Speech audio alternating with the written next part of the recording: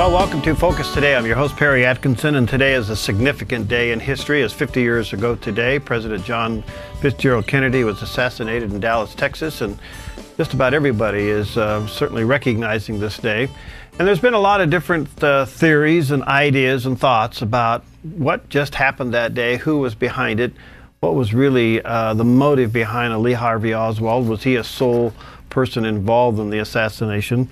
Well, we had the opportunity earlier to interview Dr. Jerome Corsi. Now, Dr. Jerome Corsi is one of the lead investigative reporters for WorldNet Daily. He's written several books that ended up being bestsellers, and he wrote a book called Who Really Killed Kennedy? I think you'll find it to be pretty fascinating as he connects the dots from his perspective on this very special day, 50 years ago today, of the assassination of President Kennedy. So join me now as we talk to Dr. Corsi about his book. Well, today it's always an honor to have with us Dr. Jerome Corsi. He's senior staff reporter for WorldNet Daily, and I'm sure you have read a lot of his articles. It's always an honor to have him on the show. And today we're going to talk to him about his book, Who Really Killed Kennedy? And, of course, we wanted to get into some other issues with him as well. So, Dr. Corsi, nice to have you, my friend. How you doing? Good, Perry. Good to be back with you. Thank you. You know, you take on a lot of subjects, but why this one? This is a subject I've been involved with since I was a kid. My father was a labor lobbyist for the Brotherhood of Railroad Trainmen, and I knew the Kennedys, saw the Kennedys going back to the 1957 McClellan Committee hearings when Jack Kennedy first came to public prominence nationally. And I've known a lot of the people involved. I tell a story in Who Really Killed Kennedy of the Elkins family, which is the crime family in Portland, Oregon, that was J.B. Elkins was the lead witness in the McClellan Committee hearings. And it's largely an unknown story, as I think much of what I discuss in the book is not really appreciated fully. The Elkins in the Oval Office told Jack Kennedy he was going to be killed. There was an assassination attempt underway, and that they described the plot to him in great detail, that it would be a high-powered rifle with a scope, tall building during a motorcade.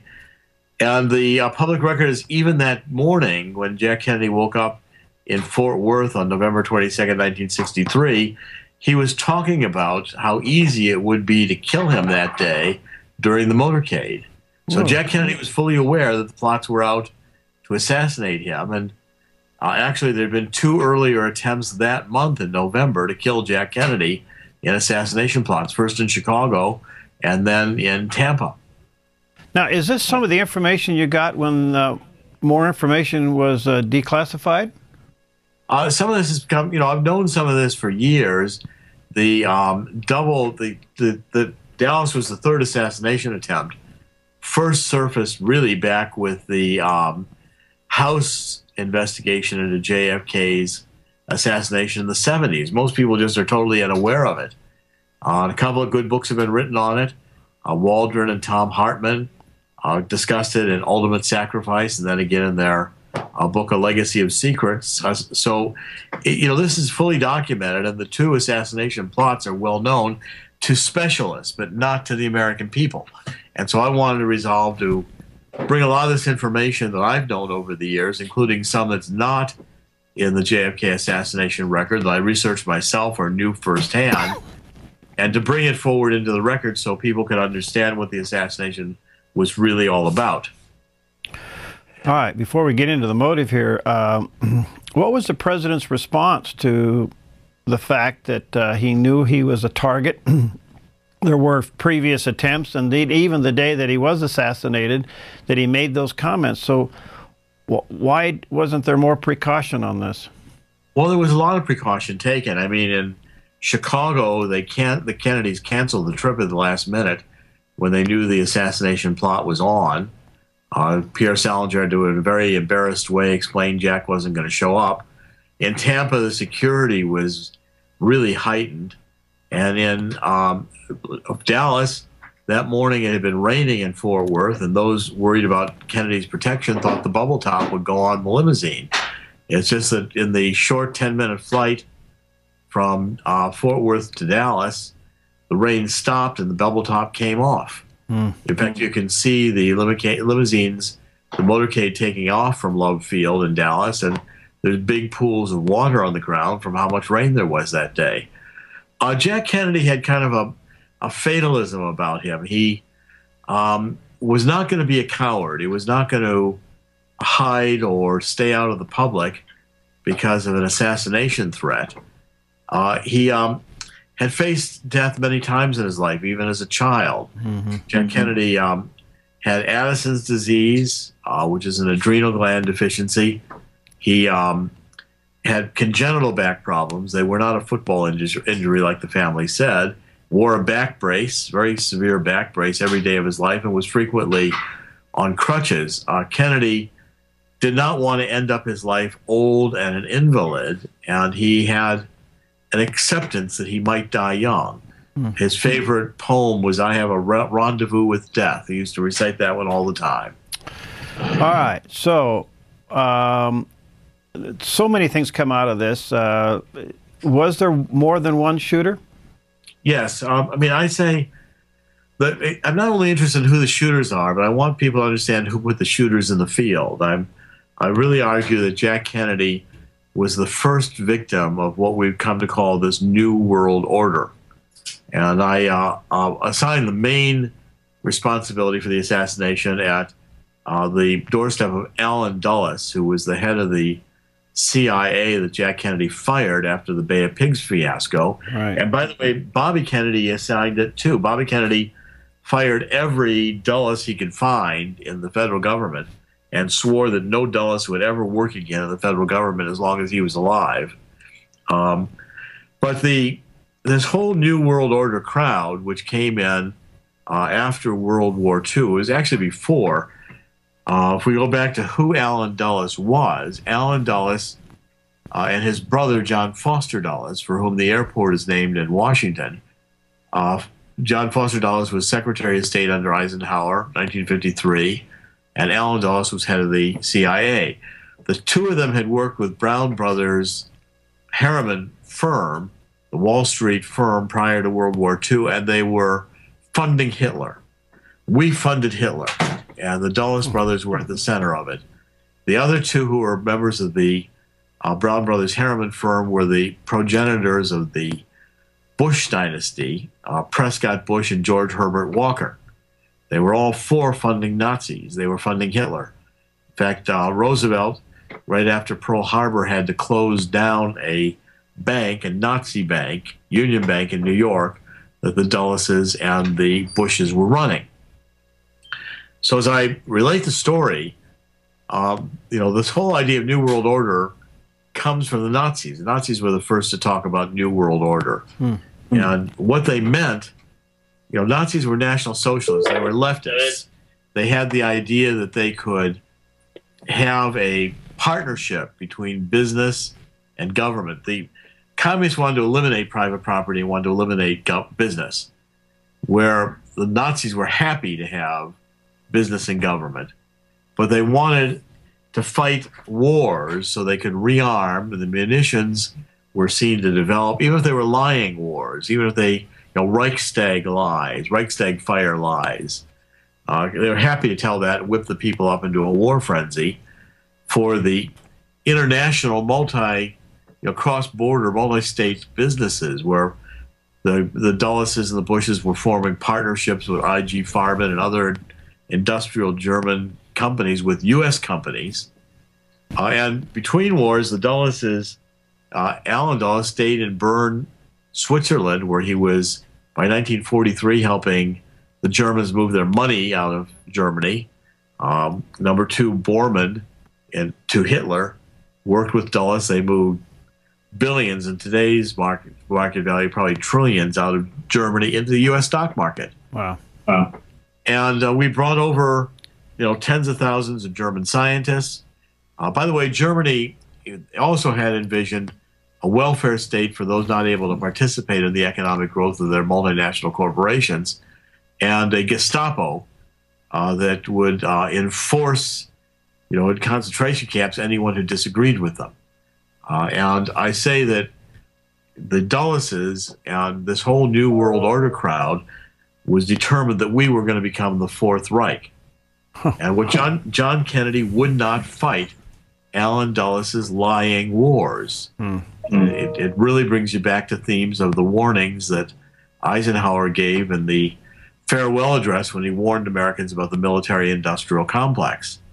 And Kennedy, when he would not allow Allen Dulles to trick him into using in the Bay of Pigs, this was not a freedom fighter group hitting the beaches. This was a CIA-trained mercenary army. Kennedy knew it. Dulles had planned that the mercenaries were going to fail on the beach. He thought he could trick Jack Kennedy into being embarrassed that he would, this invasion was going to fail, and that Kennedy would launch a airstrike from a carrier offshore of Cuba. Kennedy refused. He wouldn't go to war with Cuba over this ragtag CIA mercenary army. And as soon as the Bay of Pigs was over, he unceremoniously fired Allen Dulles from the CIA, said he was going to break the CIA up into 1,000 pieces. And that's when I say Jack Kennedy signed his death warrant. Wow. Wow. All right, let me take a quick break here. When I come back, Dr. Corsi, I want to talk to you about, from your opinion, who was Lee Harvey Oswald? What was his connections to all of this? And then you, like me and some others, have seen some of the pictures of JFK's wounds that appeared that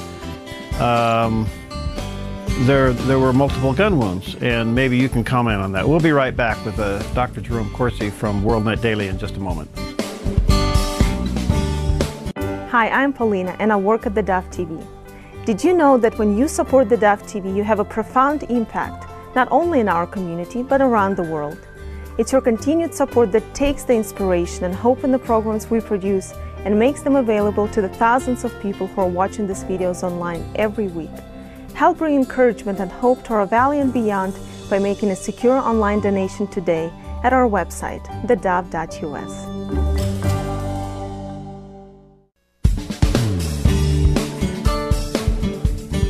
Okay, we're back with Dr. Jerome Corsi, and of course we're talking about his new book, Who Really Killed Kennedy? And this whole subject has been fascinating for years, to say the least.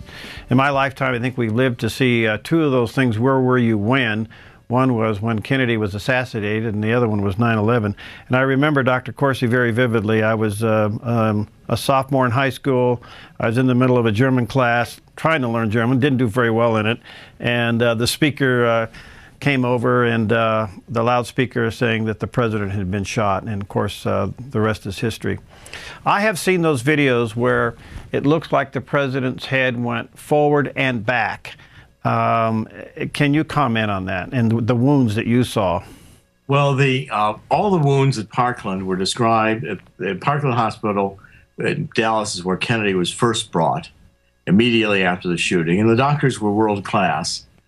They recognized immediately that Kennedy was not going to be saved. All the wounds were observed to be frontal wounds. The throat wound was just right of the Adam's apple. It was a puncture mark, an entry wound from the front. And if it was a frontal wound, then there had to be more than one shooter, because the Texas School Book Depository, where Lee Harvey Oswald was supposed to have been, was behind Jack Kennedy at that time when the shooting started. And the head wound was observed at Parkland. Doctors all universally, they put their hands up to their head. They said the back of his head was blown away. That would again be an exit wound, in other words, a frontal shot. Now, in studying the head wound, I agreed with Josiah Thompson, who did some very precise measurements, and I think it was a double hit. I think first there was a hit to the back of the head, and it started moving the head forward. That's when the head flap comes out of the Zapruder film. That's an exit wound. But then simultaneously, Kennedy is hit from the front, and the back of his head is blown out, and that drives Kennedy's body violently to the left and back. You can even see the head wound in the back. People very rarely study the end of the Zapruder film, but Jackie Kennedy went out in the back of the car, in the trunk, to collect her husband's brain matter and try to put it back in his head. It was like an impulse when you break an arm. If you just put it back together again, it'll be all right. And she actually sat Jack Kennedy up. In the end of the Zapruder film, which very few people watch, is very bizarre. It's eerie, because Kennedy's sitting up with his head all back put together again, looking as if he's just fine. sitting upright going through the triple underpass. Of course, he's dead. And in a nicely enhanced picture where you can see the back of his head, it's clear the back of his head is blown away, just like the doctor said at Parkland. All right, so who is Lee Harvey Oswald? Well, again, I point out in the book, Who Really Killed Kennedy, that the Warren Commission suppressed evidence. The Warren Commission, Lee Rankin, the chief counsel, wrote a memo to the Warren Commission stating that Lee Harvey Oswald was they had evidence Lee Harvey Oswald was a paid FBI informant. He was being paid $200 a month. He was an agent. They had his agent number. They also had Lee Harvey Oswald's CIA agent number. And there was a file being maintained in the CIA starting in 1960. It was created by James Angleton, who kept the files on U.S. military who we encouraged to defect to the Soviet Union as double agents.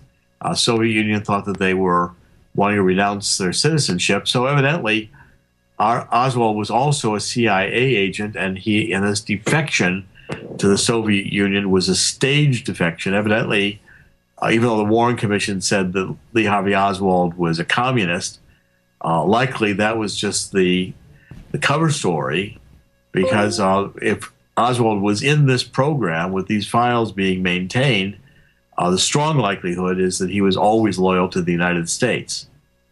And again, the Warren Commission held a meeting on this information on January 27, 1964, an internal meeting.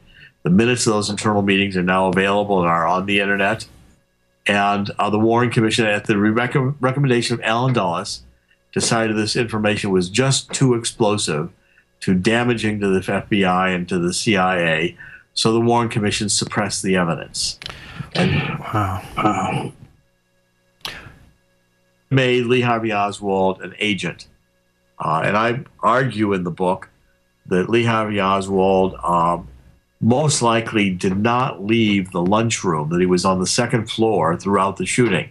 I've been convinced that's where Lee Harvey Oswald was told to go, and believing he was an agent following an assignment, I think that's where he went. All right, the gentleman that shot him, was that an informant as well? Well, you know, Jack Ruby was Jack Rubenstein. He had ties back to the Chicago Capone mob of the 1930s. He had murdered a labor union official for the mob and was sent to Dallas, and he had always remained in the mob. So a lot of mob calls just before he shot Oswald. In fact, you referenced earlier the World Trade Center. You know, when the first plane went to the World Trade Center, I was watching it on television. I thought that could be an accident. When the second plane hit, that instant you said terrorism. I was watching television that Sunday morning when Jack Ruby jumped out and shot Harvey Oswald in the stomach, you know, the intestines. Mob hit. And immediately I said mob, because it was so obviously a silencing, a mob-type hit, that it just jumped out at me that this was, you know, a mob involvement plan. And the mob and the CIA had been working together since Lucky Luciano in World War II, the mobster who was let out of prison and helped us turn the Sicilian mafia, to be sympathizers with the Allies when we invaded Sicily during World War II. Well, I too remember, because it was one of the few things at that point, live television being what it is, to see that happen was a rare thing, to have cameras in that that parking lot when that happened. And it was shocking. Yeah, very shocking. All right, so what, Dr. Corsi, what are you trying to do with this book? I mean, you're uncovering, you're documenting a lot of things that we've all have been suspicious of. Some people call it conspiracy. You know the drill.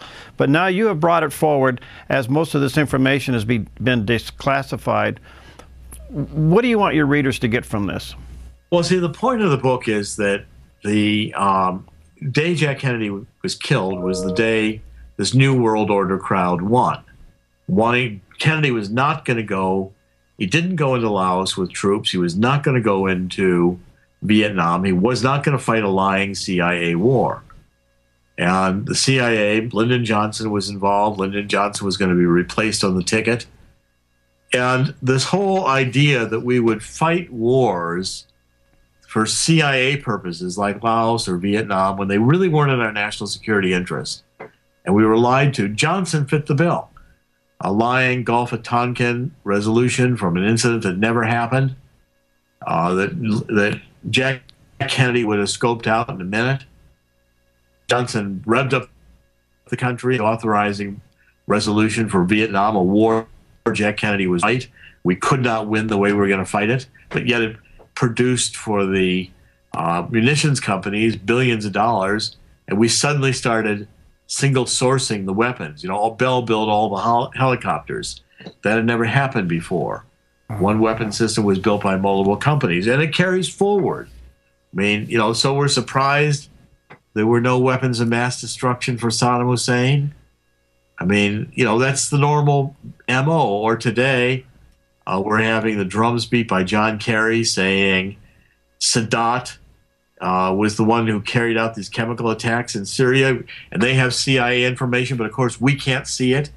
And the UN doesn't agree. The UN says there were chemical attacks, but it was the rebels. I mean, come on, this is a pattern where we're fighting these Middle Eastern wars for CIA purposes, and the only economic benefit is to the Saudi Arabians for their oil and their concern over the Shiites in Iran. And yet the American people are lied to or drawn into these wars. And we have massive intelligence agencies. NSA hears every conversation. Hitler would love to have Germany in charge of the EU without firing a shot, and have a regional government in place that was reaching across to do a transatlantic partnership with the United States, superseding our sovereignty once again, with us having an NSA that was working hand in hand with Germany and anyone else, you know, capable of surveilling the population. Hitler never had anything like that. And a CIA that would lie about wars and keep the war energy going for economic benefit. I mean, in a sense, the whole point of this book is, you know, the Allen Dulleses, the dark forces in the CIA, the military-industrial complex killed Jack Kennedy. It was a coup d'etat. And as a result of that, we've become, Jack Kennedy was going to break up the CIA, was not going to fight in Vietnam. We never would have had the student protests of the 60s and the radicalization of the universities. And Jack Kennedy was going to break up the Federal Reserve. Wow. He was going to print our own money. It's called Who Really Killed Kennedy by Dr. Jerome Corsi. You may want to get a copy of it. Check it out at Barnes & Noble or online at Amazon.com. Dr. Corsi, I really do value our time together. I have never heard it so succinctly as you just put it. Thank you for your research and your work, and let's stay in touch and get you back. By the way, before I let you go, you were the first one that said that the chemicals were used by the rebels, right? Yes. Said that from the very beginning. Yeah. It was clear, and we had video of the rebels doing it, but even when you look at the setup of it, there was no reason for that attack to have been a Sadat, to have been an Assad attack. Right. Sadat was winning. It didn't make any sense. It made perfect sense for it to be a rebel attack. And why are we thinking even of going into Syria to support Al-Qaeda and jihadists? That's what Obama's been supporting all through Northern Africa with the Muslim Brotherhood. But the Saudis like it because the Saudis want Sadat gone. He's an ally of their archenemy, Iran. Interesting. Hey, thanks, my friend. Thanks, Barry. I really do appreciate and value our time together. We'll get you back soon. Anytime. Thank you very much. Okay.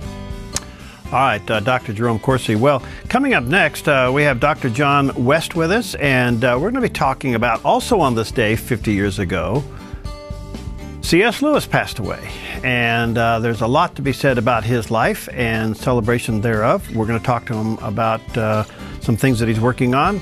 Coming up next here on Focus Today. Hi, I'm Daniel and I work at theDove TV. You know, compared to Portland, Seattle, and LA, Medford might be considered a small market, but at theDove, we're excited about the opportunity to make a big impact right here in our community. And you help make that happen. Did you know that more than 90% of our income comes from people like you? You can help us now by making a secure online donation at our website, thedove.us, or by phoning 541-6 776-5368.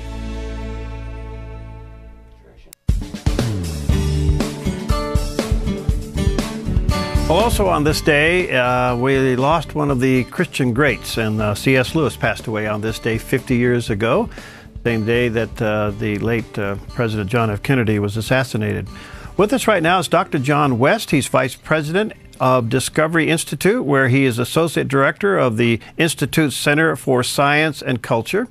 He's also the director of the C.S. Lewis Fellows Program on Science and Society. He has, written an awful lot of books and edited books, but now we're going to talk to him about a new documentary, C.S. Lewis and Intelligent Design. Dr. West, nice to have you, sir. Where are you? I am in my home office in the Seattle area. Oh, well, great signal. Wow, you're looking good. Thanks for being with us. Well, the fascinating documentary, give us a little background on those who may not know C.S. Lewis. Of course, we know the Chronicles of Narnia, which just really swept the country. But tell us a little bit about C.S. Lewis and why you took on this documentary. Sure. C.S. Lewis's works have sold more than 200 million copies. So he is a major figure, not just for Christians, but for really English-speaking people, period. And that's actually why today at Westminster Abbey, in the world-famous Poets' Corner that celebrates writers like William Shakespeare, Jane Austen, Charles Dickens, a plaque and a memorial is going to be installed for C.S. Lewis today on the 50th anniversary of his death. So in addition to the Chronicles of Narnia, he's beloved for books like Mere Christianity, the Screwtape Letters. He wrote adult science fiction novels, and then his day job, as it were, was as a scholar of medieval and Renaissance English literature, first at Oxford and then at Cambridge University. Actually, Oxford, he was sort of subject to what might be called political correctness. Because of his Christianity, they never gave him a professorship there, but Cambridge did. And so basically the ending decade of his life was spent at Cambridge. And his works are still well regarded in the field of medieval and Renaissance literature today.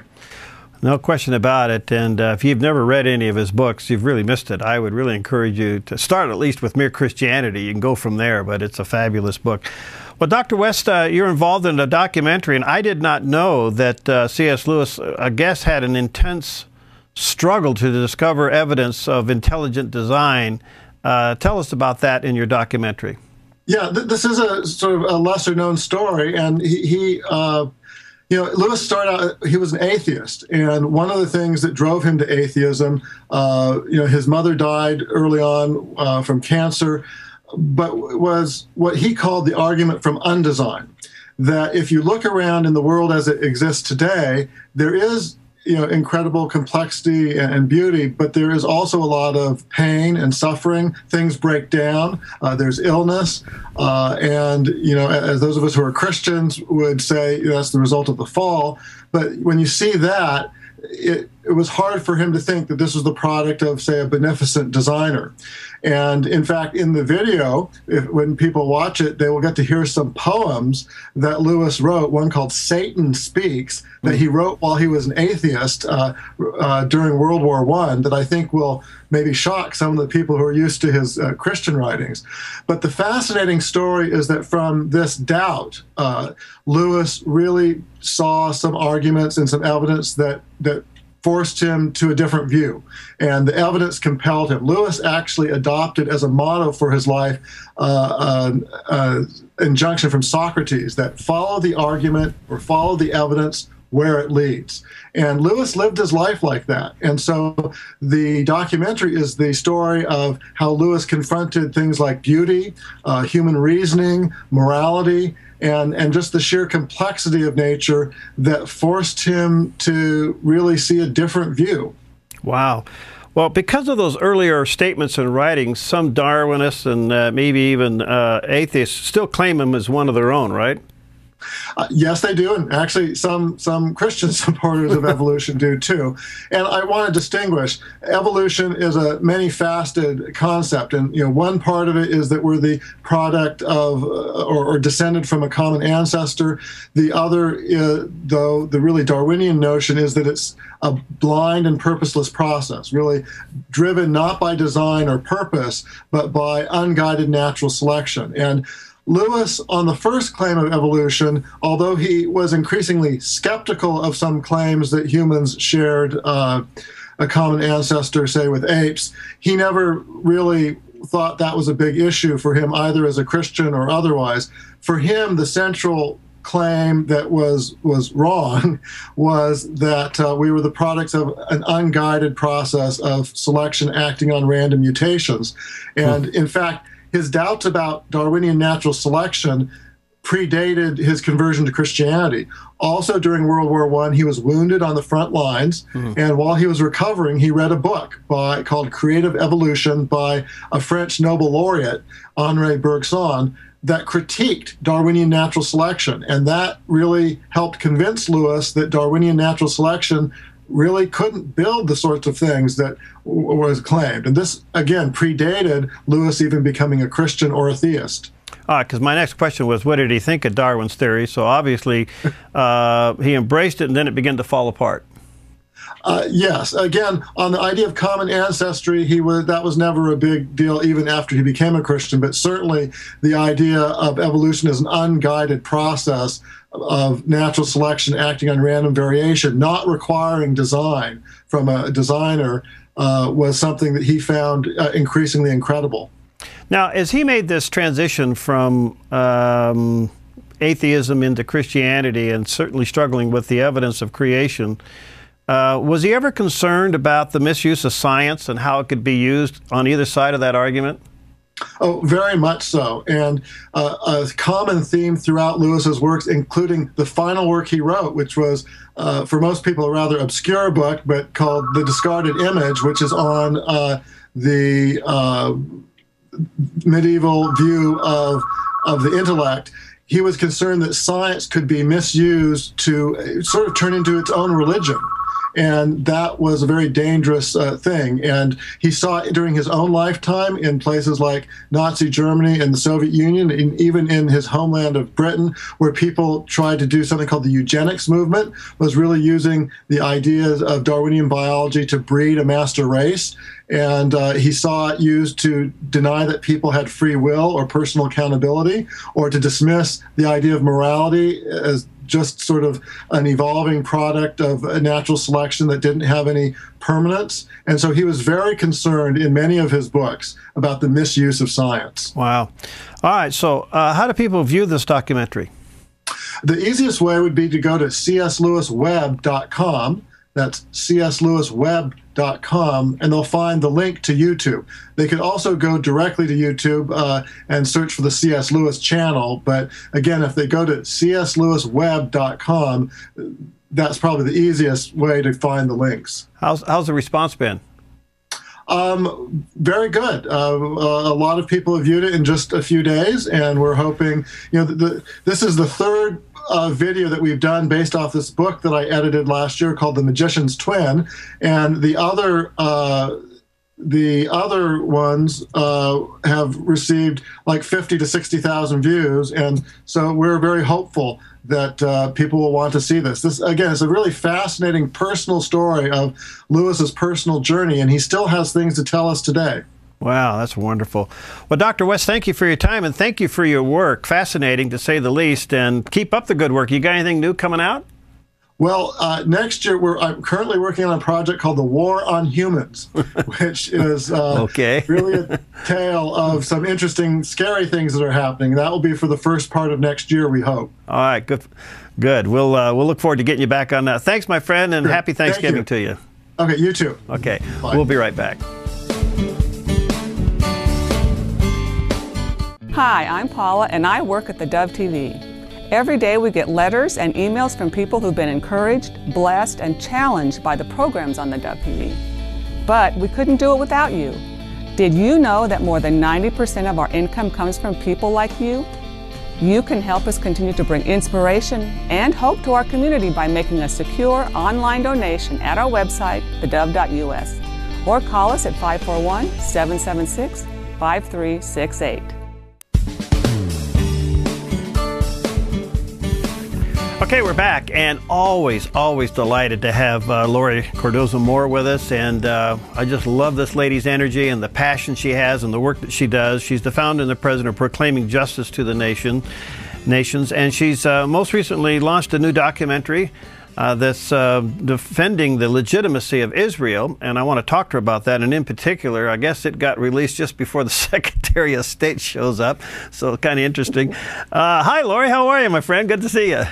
Good morning, Perry. It's great to be back on the show. Thank you so much for having me. Yeah, well, tell us about, well, first of all, the documentary. How did you take this on?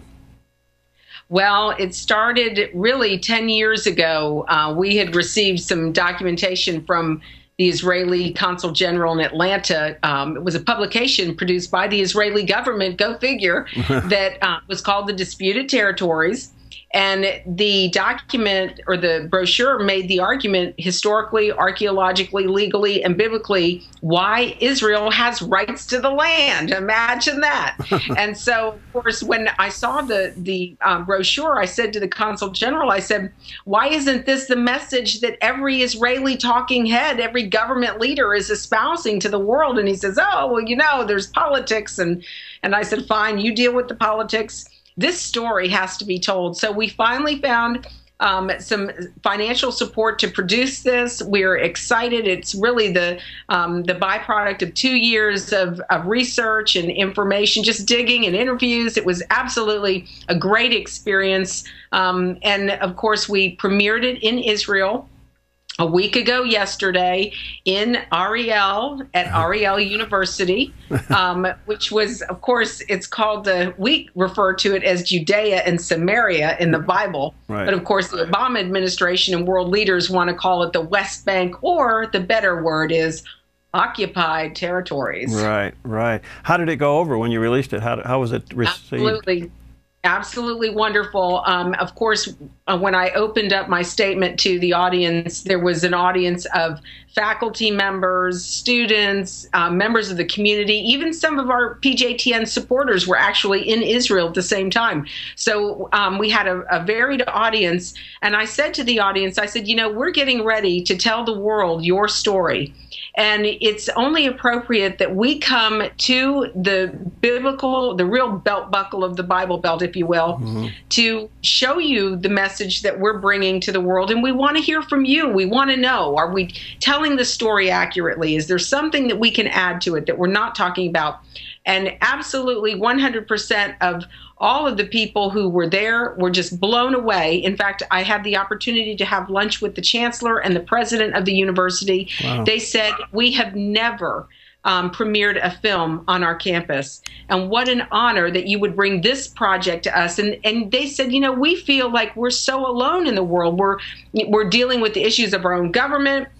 We're dealing with the issues of world leader, are all determining and deciding whether we get to stay here or not. And he said, and to hear about your organization and what you're doing, it just blessed them. It brought me to tears, Perry, because they do feel so isolated, so alone. And to see that there are Christians who are standing up and communicating the same biblical narrative that they are, just bless them. So I just want to thank you, Perry. I want to thank your listeners. And really all of the people that make PJTN possible. Because of your support, look at what we were able to do. We were able to bless our Jewish brethren. They didn't know about what we were doing until we showed them the film. They were absolutely just blown away and honored and so grateful. And they wanted me to communicate that back to our audience, that they don't feel alone, that it's encouraging to them to see that there are other people who feel as passionately about the land that God calls his, about their rights to be in that land as well. Wow, that is just absolutely wonderful. So when can we see it? Well, we're going to be doing our U.S. premiere at the National Religious Broadcasters Convention. So, Perry, I'll see you there. You're going to have to join us. At NRB, that's right. Very good. And so, of course, that's where we're going to make our release of the film. We're going to introduce it, of course, to the broadcasters at the NRB. Of course, we already have one network that is requesting to have the opportunity to air it. So we're waiting on or negotiating that contract right now. But we're very excited about this film. And of course, Israel Indivisible, the case for the ancient homeland. Your listeners can get more information by going to our website at pjtn.org.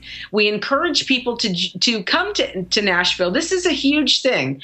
This film is historical. And, you know, it's like what you said in your opening statement, Perry. Imagine that here John Kerry comes out a week before we're doing this premiere. We had this premiere scheduled for a couple of months already. Right. Kerry goes to Israel, tells the Israelis that their land is illegitimate or the settlements are illegitimate. And then he incites the third intifada. And here we come on the heels of that and say, no, John Kerry and Obama, you're wrong. The land belongs to Israel.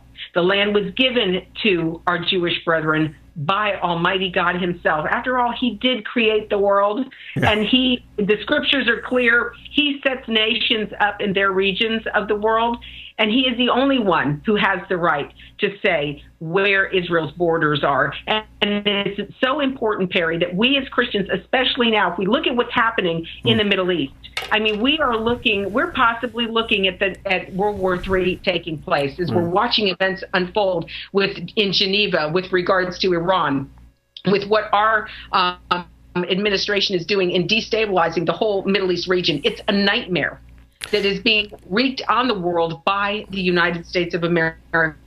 Christians have to understand the times and the seasons that we are living in, and it's important that we communicate. And I just know, I told Stan before, you know, when we were just finishing up the film, I said, the Lord put it on my heart that when we finish this film, the issue of the legitimate rights of the land and the borders would become front and center on the world stage. Wow. And not a week before we announced the premiere, or we hosted the premiere in Judea and Samaria, the biblical heartland. What happens? Israel's on the world stage again. Wow, that is so fascinating, Laurie. Wow, so much comes out of this. Have you heard from Netanyahu on this? No, I haven't, but we did send him an invitation. We sent a press release out to the media in Israel. In fact, we're expecting that there's going to be 2 stories breaking in Israel on Sunday. So we're looking forward to hearing the feedback. Of course, I did get some negative feedback from people who disagree with our position. But you know what I tell people? Don't argue with me. You'll have to talk to the Lord about that, because it's in his word, and we're just upholding it. I'm just the messenger. So anyhow, but it's critically important that Christians understand at this time, Perry, that we must stand with Israel. If there's any hope of salvaging this nation, it's not by dividing the land that God calls his, because God told the prophet Joel that in the latter days he was going to wipe out the nations of the world because they were dividing up his land. And Perry, who's leading the charge? But the United States. And, I blame the church in this country for allowing this to happen. We should have been more involved in what was going on with our policies in our government. This is a government for the people, by the people, and we the people, unfortunately, are not paying attention to what our government leaders are doing, and they're implementing policies that fly in the face of God's word. This is so powerful because, just this couple of days ago, the president is asking certain senatorial leaders to postpone the sanctions on Iran, and then Iran wants to postpone the talks through the so-called, quote, Thanksgiving period for the United States.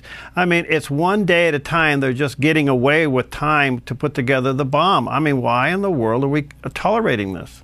Absolutely. Well, there's some great articles out there right now talking about how Israel and Saudi Arabia are now working behind the scenes. Israel's going to attack, and Americans and Christians had better prepare themselves for what's coming, because just as God poured out his wrath on the Egyptians, not just Pharaoh, the Egyptians felt the wrath of Almighty God because they persecuted the Israelites as well. We are looking at judgment coming upon this nation. And anybody who thinks that we're going to be protected and we're going to be saved, now, will there be little Goshens of support? Absolutely. There are states across this country who have passed resolutions repeatedly, like Tennessee, to support the state of Israel. And yes, I do believe that there are going to be pockets of Goshens where people will be protected. But judgment is coming to the United States of America, because we are the ones that are sitting back as a Christian nation, allowing our government to implement policies that are diametrically opposed to the Word of God. And God told the prophet Obadiah, I say this over and over, that he is going to wipe out the descendants of Edom because they stood by while their brother Jacob was held in captivity and they did nothing. And by and large, the United States of America, the Christian nation, is standing by while our government and the world leaders decide which part of the land Israel can have. Oh, boy. God help us, Perry. God help us. All right, so it's going to be released in the United States at the NRB. I'll see you there. I'd like to put my hand up to put it on the Dove TV network. By the way, when you have a moment, go to the NRB's current website and take a look at the awards being offered for 2014, and I'll let the rest speak for itself. And then I'll see you at the NRB. We'll get a hold of this and get this thing out. How long is it, Laurie? How long is the documentary? Well, it'll be an hour long by the time we get it to the NRB, but we do have an hour. The premiere that we showed in Israel is an hour and 20 minutes. And of course, we're editing it down, but we wanted our Jewish brethren to see the gist of our heart, our message, to make sure that they were okay with it. We are going to make a couple edits before we get to the NRB. We want to get it into a format, so it'll be an hour-long program. And then, of course, we'll have a 30-minute version that we'll use for teaching purposes. And we'd like to get some of the clips of the interviews. Some of the interviews that we did interviewing leaders from Israel and here in the United States were absolutely outstanding, very informative. So we'll be getting those up on Vimeo and YouTube as well. But yes, your listeners can go to pjtn.org to get more information. They can order the film early if they'd like to have a copy, but we will be releasing it after we premiere it at the NRB, February 23rd in Nashville, Tennessee. All right. Now, just overall, are Christians waking up to this issue, or are we still somewhat in a it's numb interesting. state? I think that we're starting to see more activity on our website. We have more people in the last 3 months coming to our website, signing on to become PJTN Watchmen. There are people like WND.com, Joseph Farah, who has taken our Focus on Israel show. They're airing our program. And so what's happening is more and more Christians are being educated about this issue. I believe, Perry, that there are Christians who once they hear the truth, they understand it. But unfortunately, in our sermons on Sunday morning, we're not talking about what's happening in the Middle East. We're not talking about Israel.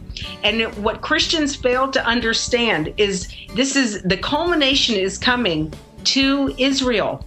When Yeshua returns, he's not returning to the United States of America, folks. I hate to say this. He's going to Israel. He's going to set up the kingdom there. Right. And so, unfortunately, because Christians, I know that there are Christians who understand this, but it's not being preached from the pulpit. We're talking about other issues. This is critical. We want a blessing in this country. Genesis 12:3. I'll bless those who bless you and curse those who curse you. And right now, the United States of America is a curse to Israel. Wow, those are hard words, but true. All right, thank you, Laurie. Love you and your work, and can't wait to see you. I'll see you at the NRB, and thank you for doing what you do. Thank you, Perry. You keep up the good work, too. God bless you. God bless you. All right, we'll see you next time on Focus Today.